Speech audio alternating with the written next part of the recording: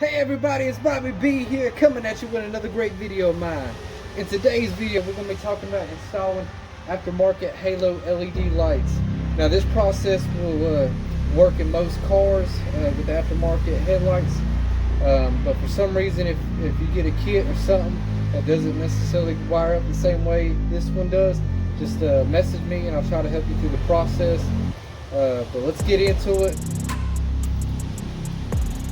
Alright, so the particular car that we are working on is a 2012 Chevrolet Impala. The headlights that was on there was just got off ugly. They was just faded. I didn't feel like cleaning them. It was too far gone, so I decided to upgrade them and put the LED halo lights in there. Some of these kits, when you get them, they say that they're plug and play. Most of the time they are not. So just always look at the specs on there and make sure if they are plug and play. It's a little bit easier if it is plug and play, but most of the time when you get these, the only plug and play part will be your actual headlights and turn signals. But your halos, your LEDs, you're gonna have to figure out how to wire that up. I got the passenger side headlight. It's not in yet.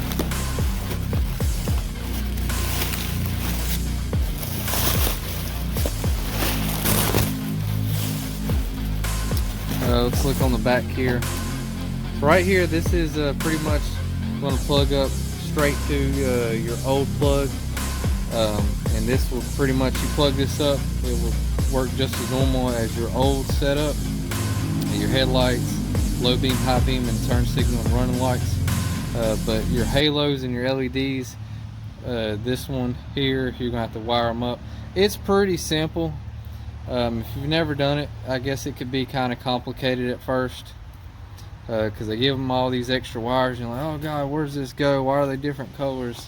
They're just different colors to let you know positive and negative, and that it's your LED lights up here. You can see them, there's the LEDs, and then you got your halos. They're these red and black ones here, that's what's going to be powering your halos. So pretty much on this, let's see here, your black is going to be your negative and your white's going to be your positive on your LEDs. And then on the halos, obviously the black's going to be negative, your red's going to be the positive. So what I've done, just to make it easier, and I'm not all the way done with it, is we know the red and white is going to be our positive, so we can tie those together. And then we know the black and black's negative, so we can tie them together. The hardest thing that you'll have is figuring out how you want to get your power. What do you want your halos and LEDs to run off of? A good reason why they separate these also is because you could have your LEDs inside your car, the LEDs down there, run off your running lights, and then you could have your halos, you could have them running off your low beams. Okay, it all depends on how you want it set up. Me particularly, I want my halos and LEDs on with just my running lights, so that way, you know, if it's not bright and I just want to look cool, I'll have my running lights on, my halos and my LEDs. And then, you know, I can turn my high beams on when I want to. So basically how you're going to determine which one is your high and low beam, you can always pull up a wiring diagram. It can be somewhat quick on some cars. Some cars it can be kind of complicated. Me, I'm pretty good with pretty much getting my meter out and just kind of testing, and it's pretty straightforward. When you do it that way, it's actually quicker for me, especially on this setup. So basically this is the plug off the new headlight here. This is the plug coming off the car. Obviously the black here, more than likely that's going to be your ground, but you can always check that by taking your meter, putting it on ohms and testing it to ground. And if you get a reading off of here, very small reading, not voltage reading, then you know that's continuity, you know that's ground. So then you already established that. Next thing you do is, if you're just wanting the running lights like me, you just turn your running lights on in the car if your car is equipped like that, and then you pretty much just nick the wire.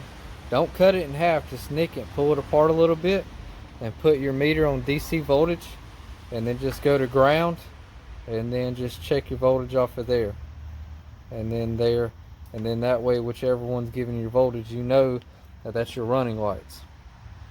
Alright, so let's see if I can do this real fast. Alright, I had to go get jumpers only so I can show you in this video, because I don't have a stand for my camera. So basically, let's see here.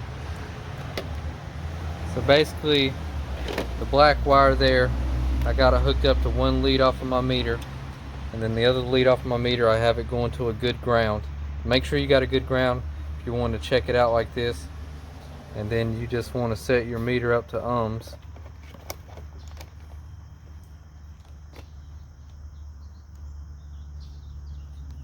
And see how this meter is kind of a cheapo. I got better meters in there, but I like using this one on just straightforward stuff so I don't have to put wear and tear on my nice meter.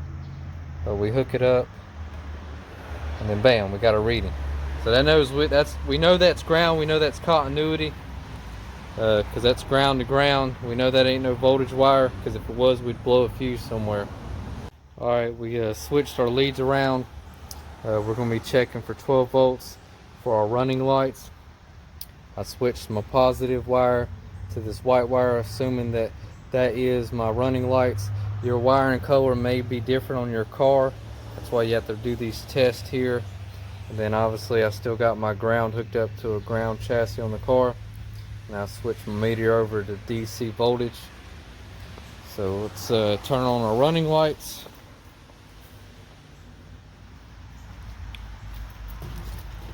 As you can see, our running lights are on. And then as you can see, we have 12 volts off of this white wire. So we know this white wire is the running lights. That is my wire that I'm wanting to hook up to. So what I'm going to do is I'm going to be hooking my red and white here up to this white wire here, because that's going to be my positive. And then I'll be hooking up both blacks to my black over here, and that's going to be my negative. And then after that, our halos and LEDs should be on after that with our running lights, and they will continue to stay on once we turn our low and high beams on too. Alrighty, so I just done this as a quick example. I just used my jumper wire and just pretty much jumpered to my white wire, and basically, you know, this is how it's going to be wired up. I just wanted to kind of show you why it's out in the open, that my running lights are on, my LEDs are on now, and my halos are on. And you see what I'm saying, how it just gives it that nice clean look now. So let's turn on our low beams.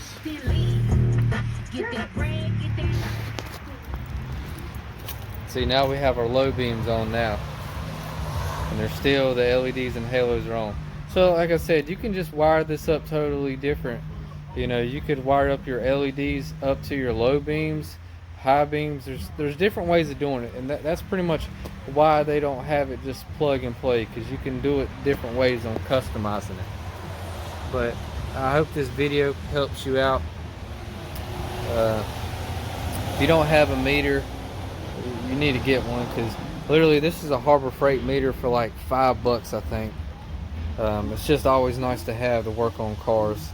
These halos, I think I got these off Amazon. It was pretty expensive. I've dealt with cheap ones before. They don't necessarily go bad, but what I noticed when you go with cheap aftermarket headlights is chips, rocks, and stuff can really phase these and not really crack them, but give them hairline spider cracks on there. So make sure you go with some decent halos on there. But if you got any questions, let me know. Please like and subscribe to my page. Bobby B out. Well, that wraps up today's tutorial on how to install LED halo headlights. I hope this video helped you out. If it didn't, just message me. I'll try to walk you through your problems that you might be having. As always, please like and subscribe to my channel so I can keep making these great videos for you fans.